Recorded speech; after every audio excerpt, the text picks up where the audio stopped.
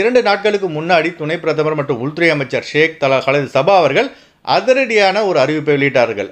அதாவது இந்தியா மற்றும் இலங்கையிலிருந்து வீட்டு தொழிலாளர்கள் குவைத் வீடுகளில் பணியமர்த்த 750 குவைத் தினார் வரை தான் வீட்டு தொழிலாளர் அலுவலகம் கட்டணம் பெற வேண்டும், அதாவது ஃப்ளைட் டிக்கெட் உட்பட. இப்போ இந்த புதிய சட்டத்தை இலங்கை ஏற்றுக்கொள்ளவில்லை. அதனால் தங்கள் நாட்டு வீட்டு தொழிலாளர்களை குவைத்திற்கு அனுப்புவதை தற்காலிகமாக நீக்கியுள்ளதாக தகவல் வெளியாகியுள்ளது. ஆனால் இலங்கை அரசு இது தொடர்பாக எந்தவித அதிகாரப்பூர்வ தகவலையும் வெளியிடவில்லை எனவும் ஆதாரங்கள் உறுதிப்படுத்தியுள்ளன.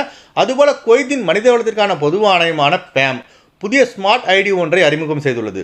குவைத்தில் உள்ள அனைத்து வீட்டு தொழிலாளர் அலுவலகம் மற்றும் அந்த அலுவலகம் மூலம் வரக்கூடிய வீட்டு தொழிலாளர்கள் இந்த புதிய ஸ்மார்ட் ஐடியை வைத்திருக்க வேண்டும் என அறிவுறுத்தியுள்ளது.